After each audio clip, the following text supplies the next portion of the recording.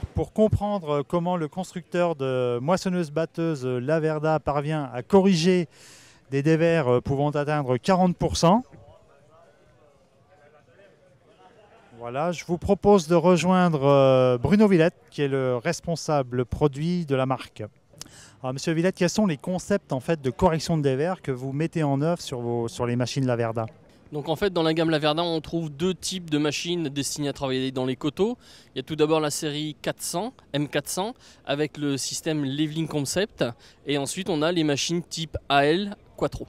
Quelles sont les différences de correction de dévers que vous offrez donc, sur les deux concepts en vigueur chez vous? Alors le système Leveling Concept qu'on trouve sur les M400 permet une correction de dévers jusqu'à 20%, donc uniquement sur du dévers.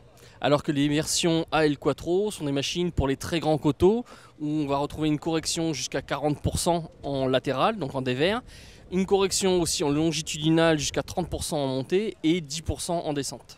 Alors, si je reprends la première qui corrige jusqu'à 20%, quel est le principe en fait, de la correction de dévers? Alors le principe du système Leveling Concept, c'est qu'on va modifier l'orientation donc des réductions finales avant, donc une par une, pour remettre à plat le châssis de la machine. Donc on a un système de parallélogramme animé par des vérins qui permettent de bouger les deux réductions finales pour toujours avoir la machine de niveau. Techniquement parlant, comment vous parvenez donc à réaliser cette fameuse correction, ou de 20% ou de 40%? Alors sur la Quattro, le principe est différent. En fait, on a un essieu avec un pivot central et on anime l'essieu complètement. En fait, on corrige l'inclinaison de la machine par rapport au point central de pivot de l'essieu.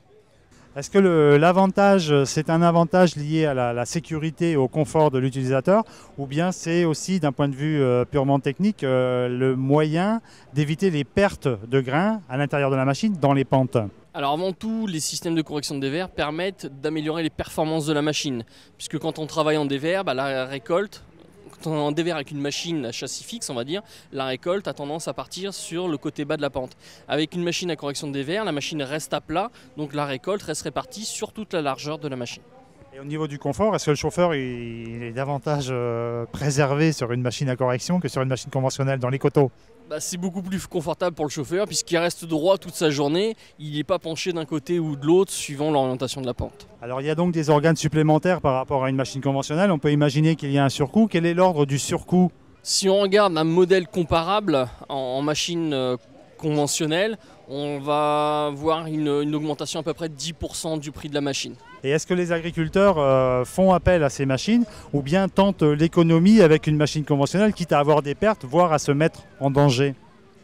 Alors, ce sont des machines destinées à des grands coteaux où une machine conventionnelle, sans système de nivellement, ne pourrait pas monter puisqu'elle n'a pas les mêmes capacités de franchissement, de traction que ce type de machine. Donc des machines avec lesquelles on ne pourrait pas aller tout simplement récolter ces parcelles. Est-ce que ces machines-là permettent de repousser les limites de mise en culture de certaines terres et d'augmenter le potentiel de terres agricoles exploitables?